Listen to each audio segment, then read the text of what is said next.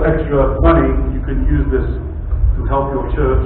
That's why don't put a speaker here. If you need a wider audience, put another speaker here, do the cover, to give you a wider coverage, but you don't need to put a delay on it because the arrival times are so short.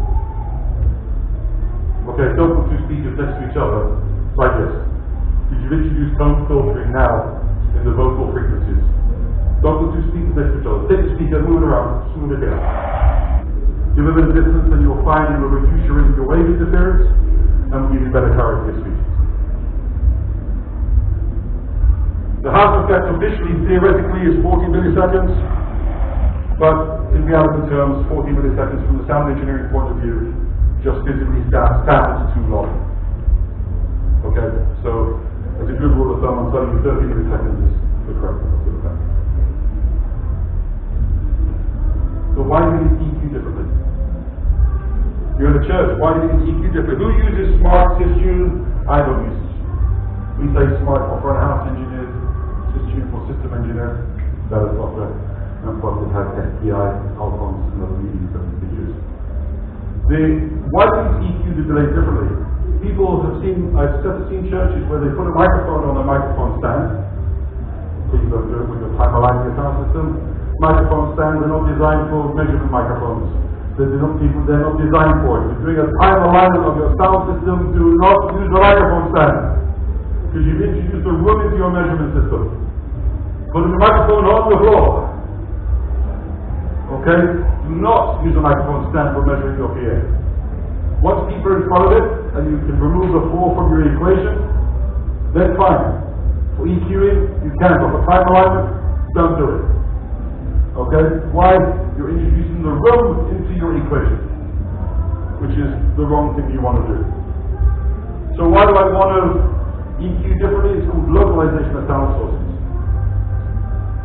When you listen to a sound system vertically, so I listen to a speaker in front of me here, I listen to a speaker on top of my head, I listen to a speaker behind me, sorry, there. I don't hear a discrimination in frequency response.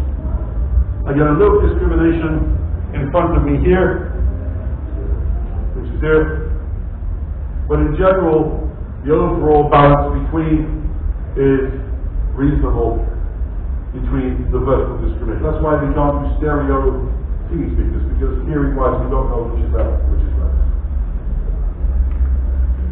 But the problem here is not what happens vertically, it's what's happening horizontally.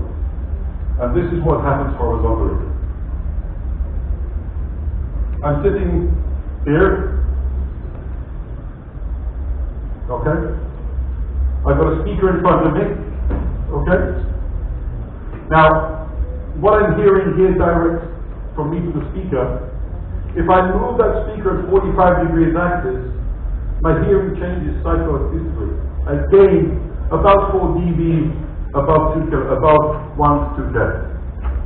If I move that speaker at 90 degrees off axis to my ear, sound is going directly into my ear. I can gain up to 10 dB in sound level of mid-high frequencies. So for those who are measuring sound systems, put a microphone here and try to make it sound exactly the same as the main PA. It's wrong. It's going to be very harsh. Why? Because the way we hear sound as humans, and this is the problem. Take the math out. You have to hear sound as well.